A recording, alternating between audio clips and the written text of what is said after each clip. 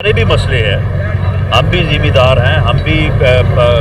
کاشتکار ہیں، تو اب وہ مسئلے جو ہے وہ ہم نے بیٹھ کے حل کرنے کا جب فیصلہ کر لیا ہے تو آپ مہربانی کر کے جن لوگوں نے ہمارے ساتھ بیٹھنا ہے،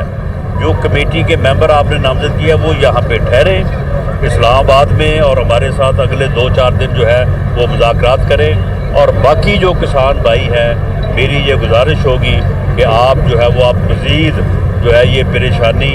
اور تکلیف برداشت نہ کریں، اور آپ یہ اپنا دھرنا جو ہے اس کو ختم کر کے تو آپ خوشی خوشی اپنے گھروں کو جو ہے وہ واپس جائیں۔ انشاءاللہ تعالی آپ کے مطالبات کو ذمہ داری جو ہے ان کو حل کرنے کی وہ ہماری ذمہ داری ہے، اور ہم اس کو جو ہے وہ حل کریں گے۔ رانا صاحب یہ بتائیے کہ مطالبات آج منظور ہوئے، اتنی تاخیر کیوں کی گئی 7 دن کے بعد؟ اور دوسری بات، آپ نے جو کمیٹی بنائی ہے تو کیا وہ ایک لالی پاپ ہوگا کہ پھر سے کسان آئیں گے؟ کیا جی؟ جو کمیٹی آپ نے بنائی ہے تو وہ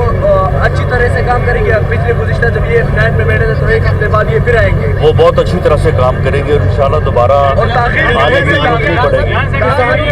یہ تو کسانوں کا دھرنا تھا، آپ نے اسے ٹیکل کر لیا، ہو گیا۔ ایک اور دھرنے کی تیاریاں ہو رہی ہیں اسلام آباد کی طرف، بڑے لانگ مارچ کی، خان صاحب کو، تو کیا تیاریاں ہیں آپ کی اور اس کس کو طرح ٹیکل کرنے کی بھی پوری تیاری ہے۔ یہ ہمارے مہمان تھے، یہ اس ملک کے خیر خواہ ہیں، یہ اس ملک میں امن چاہتے ہیں، اس لیے ان کے ساتھ ہم نے بیٹھ کے مسئلے کو حل کرنا تھا۔ وہ جس دھرنے کی آپ بات کر رہے ہیں نا، وہ فتنہ ہے، وہ فساد برپا کرنے کے لیے، اس ملک میں افراتفری کے لیے، اس ملک میں انارکی کے لیے، اس ملک میں تباہی کے لیے جو ہے وہ آنا چاہتے ہیں۔ وہ اسلام آباد پہ چڑھائی کرنا چاہتے ہیں، وہ اسلام آباد پہ حملہ آور ہونا چاہتے ہیں۔ ان کا جو علاج ہے اس کے لیے بھی آج میں نے میٹنگ کی ہے اور بڑا تسلی بخش